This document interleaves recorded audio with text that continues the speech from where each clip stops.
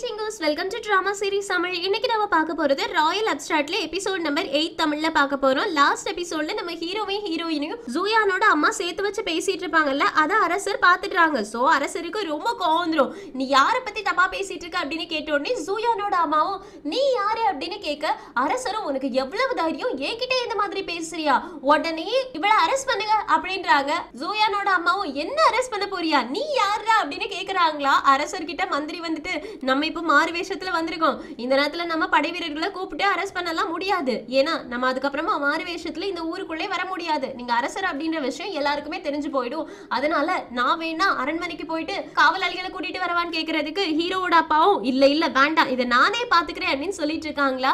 அப்ப ஹீரோவோட அப்பாவுக்கு இவங்க தான் ஹீரோயினோட அப்பாவா, அப்படின்னா சம்பந்தம் பேசிட வேண்டியதான் அப்படின்னு நேரா பக்கத்துல போயிட்டு நான் தான் ஹீரோவோட அப்பா அப்படின்னு, ஓ நீ தான் ஹீரோவோட அப்பாவா அப்படின்னு கேட்ட உடனே ஆமா ஆமா நீங்க இந்த மாதிரி எல்லாம் வெத்த வேட்டுகளுக்கு இடலாம் பேசி டைம் வேஸ்ட் எல்லாம் பண்ண வேண்டாம், வாங்க நான் உங்களை அழகான ஒரு இடத்துக்கு கூட்டு போறேன் அப்படின்னு அங்க இருந்து கூட்டிட்டு போறாங்க. ஜூயானோட அம்மாவுக்கும் ஜூயானுக்கும் செம்ம காண்டாயிடுச்சு. அதே நேரத்துல இந்த பக்கம் நம்ம ஹீரோ என்ன பண்ணிட்டு இருக்காங்க அப்படின்னா லின் ஃபேமிலி ஹுவா ஃபேமிலி ரெண்டோட லீடருமே வரதுக்காக வெயிட் பண்ணிட்டு இருக்காங்க. ரெண்டு பேருமே வந்தாச்சு. ஒளிஞ்சு நின்று ஹீரோ இது எல்லாத்தையுமே பார்த்துட்டு வாங்கடா வாங்க என் வலையில விழுங்க, உங்ககிட்ட இருந்து எப்படி காசை கறக்குறேன்னு மட்டும் பாருங்க அப்படின்னு எதுவுமே தெரியாத மாதிரி இப்போ உட்கார்ந்தாச்சு. இப்ப லின்னு ஹுவாவும் உள்ள போறாங்களா. ஹீரோ எங்களுக்கும் கொஞ்சம் ஒயினை கொடுப்பியான்னு. ஹீரோவும் நான் ஃபர்ஸ்ட் உங்ககிட்ட தானே பிசினஸ் பண்றதுக்காக வந்தேன், அப்ப நீங்க வேண்டாம்னு சொல்லிட்டு இருந்தீங்க, இப்போ எதுக்காக கேக்குறீங்கன்னு கேக்குறதுக்கு லின்னு ஹுவாவும் ஃபர்ஸ்டே நீங்க இததான் விற்க போறீங்க அப்படின்னு தெரிஞ்சிருந்துச்சுன்னா கண்டிப்பா நாங்க இதை வாங்கிருப்போம்.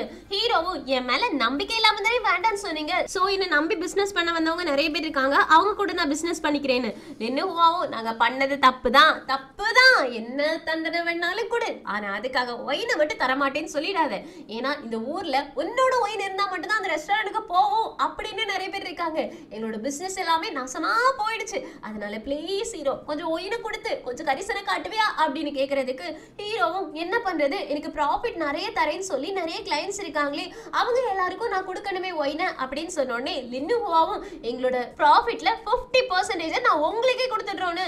ஹீரோவும் 50% நீங்க கொடுப்பீங்களா, இதை விட அதிகமா கொடுக்கறதுக்கு ஆட்கள் இருக்காங்கன்னு லின்னு ஹுவாவும் ஒருத்தர் பாத்துக்கிறாங்க. சரி 60 இல்ல 70% நீ வச்சுக்கோ, உன்னோட ஒயினை மட்டும் நீ கொடுத்தா போதும், ஏன்னா அந்த ஒயினை வச்சு சைட்ல எங்களோட ப்ராடக்டேமே வித்து நாங்க அதுல லாபம் பார்த்து போன்னு.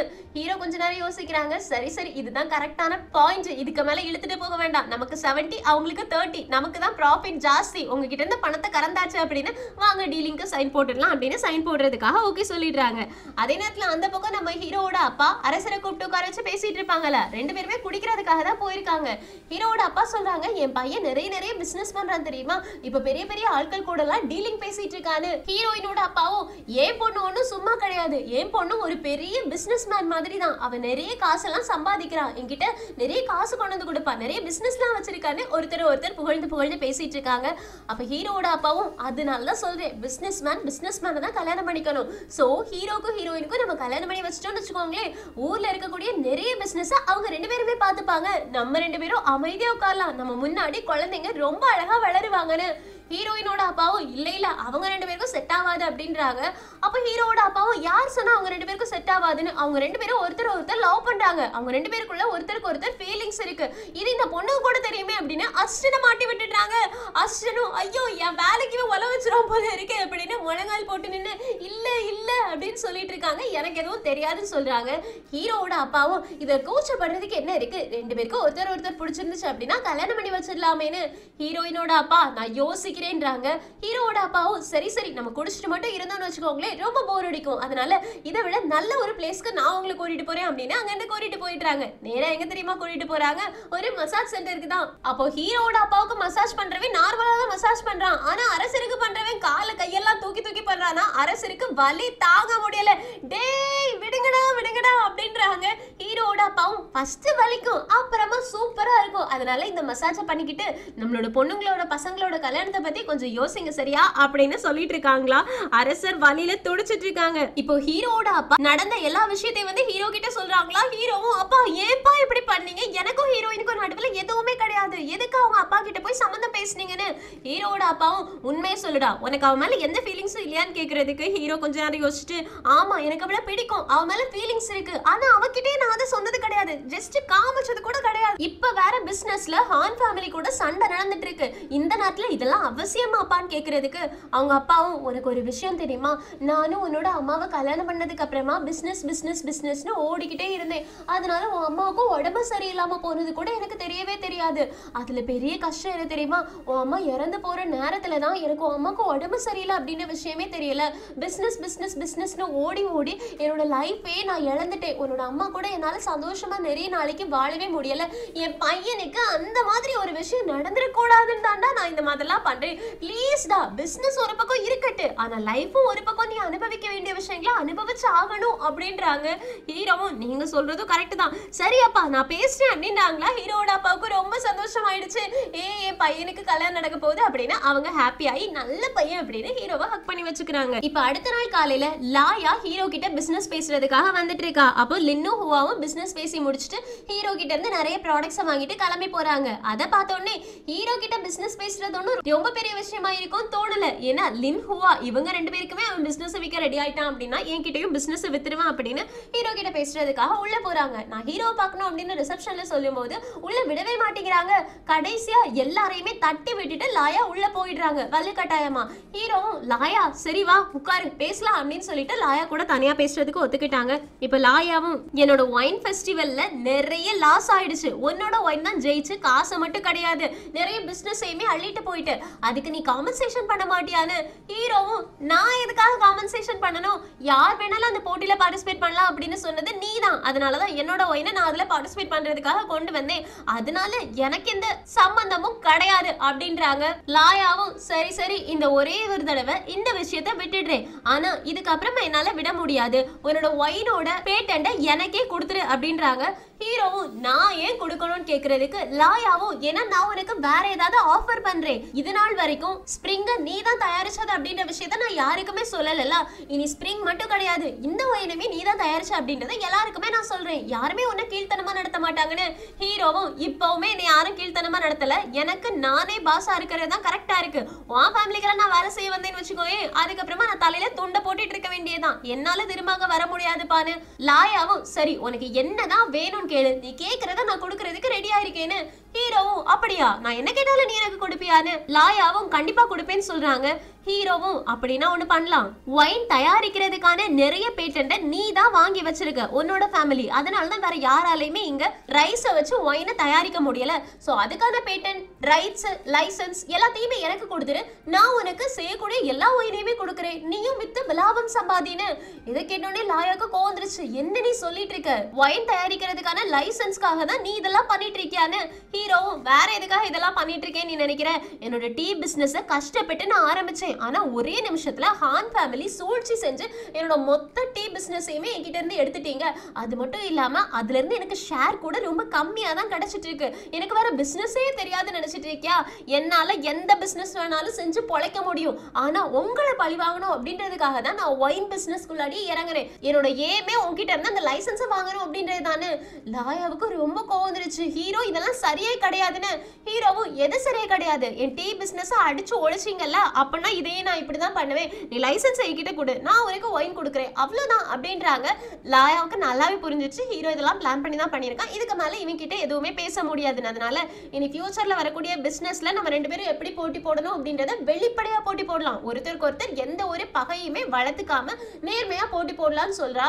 ஹீரோவும் பார்க்கலாம் உங்க ஃபேமிலி என்ன நேர்மையை கடைபிடிக்கிறீங்க அப்படின்னு எந்த ஒயினுமே விற்காம அனுப்பி விட்டுடுறாங்க. இந்த விஷயத்தை இப்போ லாயா ஹானோட அப்பா கிட்ட சொன்னோடனே ஹானோட அப்பாவுக்கு ரொம்ப கோந்துருச்சு, அவனுக்கு எவ்வளவு தைரியம், எனக்கே ஒயினை விற்க மாட்டேன்னு சொல்லிட்டானா, இந்த ஊர்ல நம்ம ஃபேமிலி தான் எல்லா பிசினஸ்லயுமே நம்பர் 1 இருந்துட்டு இருக்கு, இந்த பிசினஸ் நம்ம விட்டோம் அப்படின்னா ஹீரோயினோட அப்பா இருக்காங்கல்ல அரசர், அவங்க இந்த பிசினஸ் கையில வச்சுட்டு நம்மள ஆட்டி படைக்கிறதுக்கு நிறைய சான்ஸ் இருக்கு, நம்ம தான் அரசாங்கத்தை ஆட்டி படைக்கணும், அரசாங்கம் நம்மள ஆட்டி படைக்க கூடாது, இதுக்கு வேற ஏதாவது ஒரு வழி பண்ணி ஆகணும் அப்படின்றாங்க.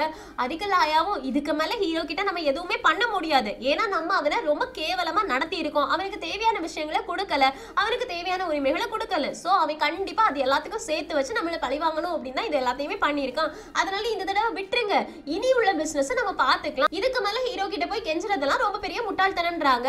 அதுக்கு ஹானோட அப்பாவும், உன்னை எதுக்காக நான் கல்யாணம் பண்ணி இங்க கூட்டிட்டு வந்தேன், எதுக்கு கல்யாணம் பண்ணி இங்க கூட்டிட்டு வந்தேன், நீ ஒரு பிசினஸ் மேனோட பொண்ணு அப்படின்றதுனால உனக்கு பிசினஸ் பத்தி நல்லா தெரியும் தான் என்னோட ஹான் ஃபேமிலி மொத்த பிசினஸையுமே ஒன்ன பாக்குறதுக்கு நான் அலோவ் பண்ணேன். ஆனா நீ இப்போ ஹீரோ பக்கம் இருக்கியா அப்படின்னு செவ்வல்லே பொலிர்னு ஒண்ணு விடுறாங்க. லாயாவும், நான் ஒன்னும் ஹீரோ பக்கம் இல்ல, நான் நம்மளோட ஹான் ஃபேமிலி நல்லா இருக்கணும் அப்படின்றதுக்காக தான் இதெல்லாம் சொல்லிட்டு இருக்கேன். இதுக்கு மேல ஹீரோவை நீங்க டார்ச்சர் பண்ணணும்னு நினைச்சீங்க அப்படின்னா கண்டிப்பா உங்களால நல்ல நிலைமைக்கு வரவே முடியாதுன்றாங்க. உடனே ஹான் சொல்றான், அப்பா இவங்க சொல்றதெல்லாம் கேட்காதீங்கப்பா, அவனை மட்டும் அடிச்சு ஒழிச்சிட்டோன்னு வச்சுக்கோங்களேன், அதுக்கப்புறமா யார் பிசினஸ்க்கு ஐடியாஸ் எல்லாம் கொடுப்பா, ஹீரோவே உயிரோடு இல்லனா யார் பிசினஸ் ஐடியா எல்லாம் கொடுப்பா, அதனால அவனை ஒழிச்சு கட்டலாம்ப்பா, அவன் ஒரு காமன் மேன் தானே, இது நம்மளால பண்ண முடியாதான்னு கேட்டோடனே ஹானோட அப்பாவும், நீ இப்பதானா சூப்பரா பேசுற அப்படின்னு, லாயாவும் இதெல்லாம் பெரிய தப்பு அப்படின்றாங்க. அதுக்கு ஹானோட அப்பாவும், எழுந்திரிச்சு போ, இதுக்கு மேலாம் பிசினஸ் நீ பார்க்க வேண்டிய அவசியமே கிடையாது அப்படின்னு துரத்தி விட்டுடுறாங்க. லாயா ஃபர்ஸ்ட் கோவத்துல எழும்புறா, அதுக்கப்புறமா பாத்துக்கலாம் நீங்க என்னதான் பண்றீங்க அப்படின்றத நானும் பார்க்க தானே போறேன், ஹீரோ எவ்வளவு புத்திசாலி அப்படின்ற விஷயம் இன்னும் உங்களுக்கு புரியலன்னு அவங்க கிளம்பி போயிடுறாங்க.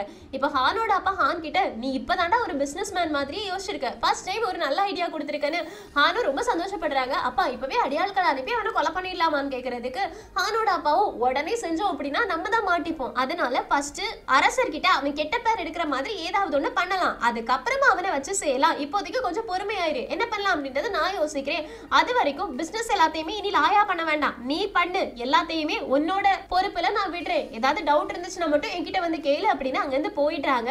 ஹானோட அசிஸ்டன்ட், ஹான் எனக்கு ரொம்ப சந்தோஷமா இருக்கு, கங்க்ராச்சுலேஷன் அப்படின்றாங்களா. ஹானும், இத்தனை வருஷங்களா இந்த லாயா தான் பிசினஸ் மேனோட பொண்ணு அப்படின்ற ஒரே ஒரு ரீசனுக்காக நம்மளோட பிசினஸ் எல்லாத்தையுமே வச்சு பார்த்துட்டு இருந்தா, இப்ப அது ஏன் கையில வந்துருச்சுல, இது எப்படி தக்க வச்சுக்கணும் அப்படின்றத நான் தான் டிசைட் பண்ணி ஆகணும். அது மட்டும் இல்லாம ஹீரோவோட கை கால நிறைய அடியாட்கள் மார்ஷல் ஆர்ட்ஸ் வீரர்களை வச்சு அடிச்சு விட்டுற சொல்லு, அவனால எழுந்திருச்சு இருக்க மட்டும்தான் முடியணும், அவன் உயிரோடு இருக்கணும், அவ்வளவுதான் அப்படின்னு அசிஸ்டன்டும், ஆனா உங்க அப்பா அவனோட உயிரை எடுக்க வேண்டாம்னு சொன்னாங்களேன்னு ஹானும், நான் என்ன அவனோட உயிரை எடுக்கவா சொல்லிட்டு இருக்கேன், அவன் உயிரோடு இருக்கணும், ஆனா அவனால எந்த பிசினஸையும் பண்ண முடியக்கூடாது, எந்த பொருளையுமே இனி கண்டுபிடிக்கவும் விடக்கூடாதுன்னு. அசிஸ்டன்டும், உங்களோட பிளான் சூப்பர் அப்படின்னு அங்க இருந்து போயிடுறாங்க. ஹான் இவ்வளவு பெரிய வில்லனா இருப்பான் அப்படின்னு நான் யோசிச்சு கூட பார்க்கல. இந்த பக்கம் ஹீரோ ரொம்ப சந்தோஷமா அவங்க சம்பாதிச்ச எல்லா காசையுமே எடுத்து கொண்டது ஹீரோயின் முன்னாடி வச்சுட்டு, ஹீரோயின் அங்க பாரு, அந்த பாக்ஸ்ல இருக்கக்கூடியது, பின்னாடி பாக்ஸ்ல இருக்கக்கூடியது, இந்த சைட்ல இருக்கக்கூடியது எல்லாம் உனக்கு தான், லாபத்துல 50% உனக்கே நான் கொடுத்துடுறேன்னு. ஹீரோயினும், நம்ம மைனஸ் செஞ்சு ஒரு வாரம் கூட முழுசா முடியல, அதுக்குள்ள இவ்வளவு பெரிய லாபம் கிடைக்கும் அப்படின்னு நான் நினைச்சு கூட பார்க்கல, ஏன்னா ஒயினோட காசு ரொம்ப கம்மியா தான் நம்ம சேல்ஸ் பண்ணோம், அதுக்கே இவ்வளோ ப்ராஃபிட்டா அப்படின்றாங்களா. ஹீரோவும், அதுக்கு தான் சொன்னேன், என் கூடவே இருந்த அப்படின்னா உன்னை நான் இந்த உலகத்திலே பணக்காரியா மாத்தி காட்டுறேன் அப்படின்னு ஹீரோயினை டச் பண்றாங்களா நெத்தியில. ஹீரோயினுக்கு வெக்கமா வந்துருச்சு. அப்ப கதவை திறந்துட்டு அரசரும் அரசியும் இங்க என்ன நடக்குது அப்படின்னு கேக்குறாங்க. ஹீரோயினுக்கு செம்ம ஷாக்கு. பின்னாடி இருந்த அசிஸ்டன்டும் அரசரே அப்படின்னு ஆரம்பிக்கிறாங்க. அதுக்குள்ளாடி அரசர் தலையாட்டுறாங்களா, அதனால அரசரோட ஐடென்டிட்டி வெளியே தெரியக்கூடாதா, சரி அமைதியா இருப்போம் அப்படின்னு அமைதியா இருந்துட்டாங்க. ஆனா ஹீரோவுக்கு மட்டும் இவங்க யாருன்னே தெரியல. நீங்க யாரு அப்படின்னு கேக்குறாங்க.